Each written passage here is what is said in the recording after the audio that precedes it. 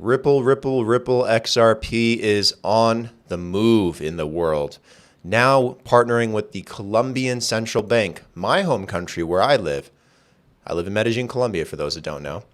But the Colombian Central Bank partnering with Ripple to work on a CBDC platform regardless of the Ripple SEC lawsuit.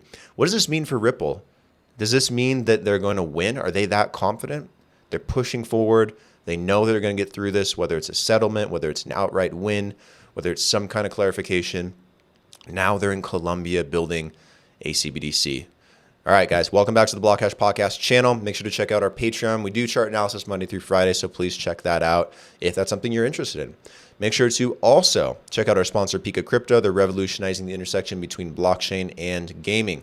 Make sure to also check out BENFT. They're revolutionizing a different intersection, one for education using AI and DeFi and blockchain technology. All right, guys, links are in the description for all that stuff below. Now, talking about Ripple, talking about Colombian Central Bank, this is very interesting. We have Stellar Lumens in Brazil doing the same thing, also doing some things in Chile, Peru. And now Ripple diving into Colombia, also tapping into the Latin American market with a CBDC project with the central bank. What does this mean? What does this mean? So going through this article, we're going to probably cover a little bit about the SEC a little bit as well, and the battles and the woes and continuing forward there, but I want to give full context. Then I'll give you my opinion at the very end, as always.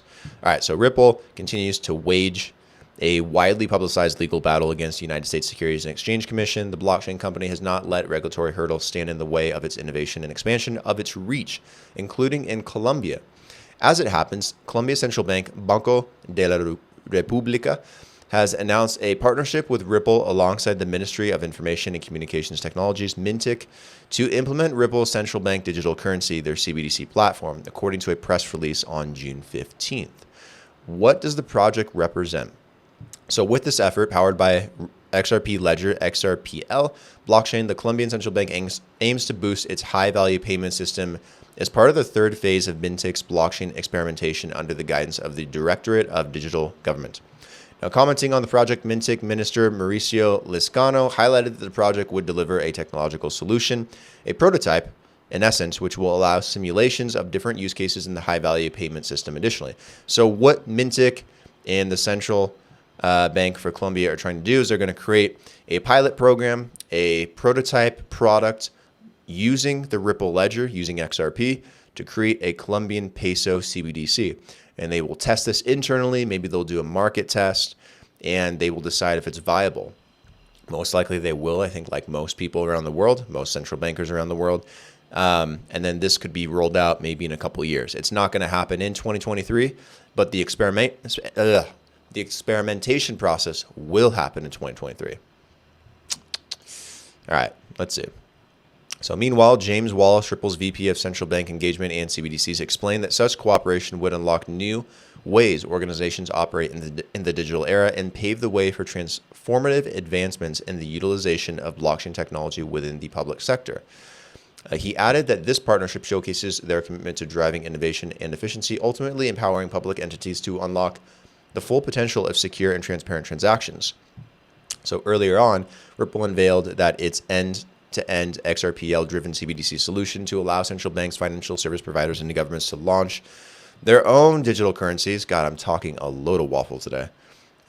Helping them solve problems in CBDC implementations, as reported in Finbold back on May 18th. So there's an analysis on XRP. We'll do our own analysis on XRP real quick.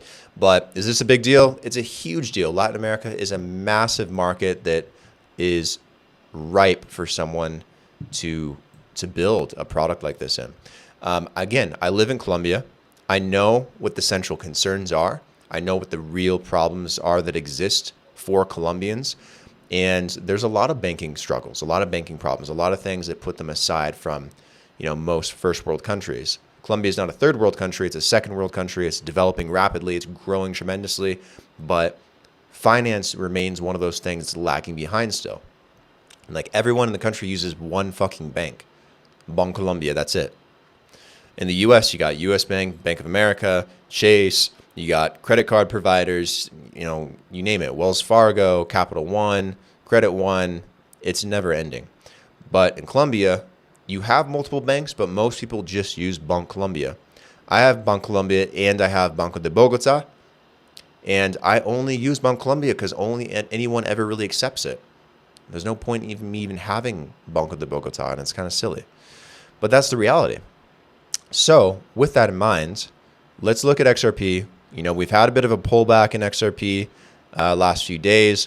It was very flat with the SEC coming after Binance and Coinbase, and that didn't really affect it. But what did seem to affect it was Jerome Powell.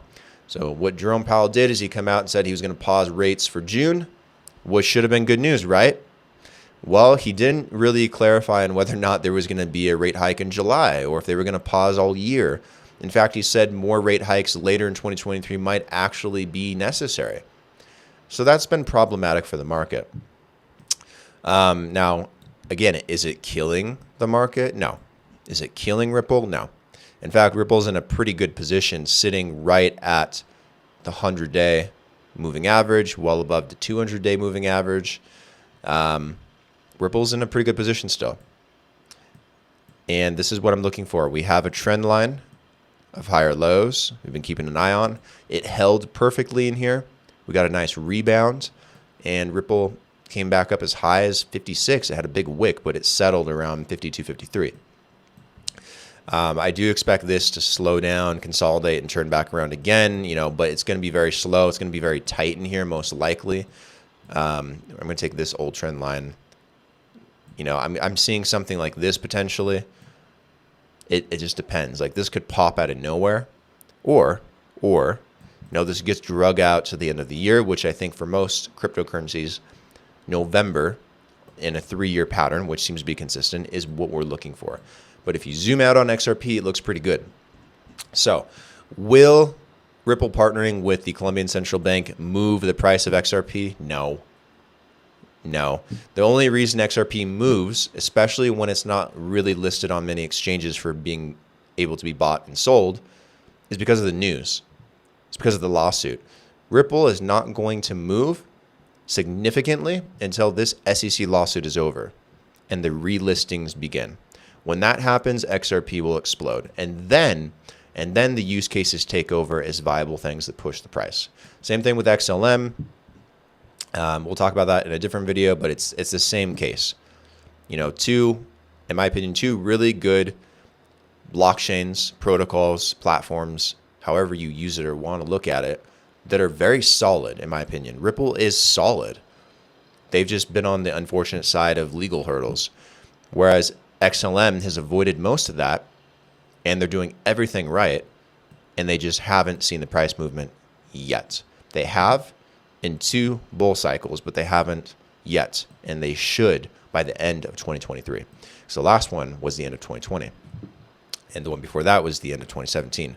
Go look that up. It's really, really interesting. It's very consistent across altcoins and the rest of crypto.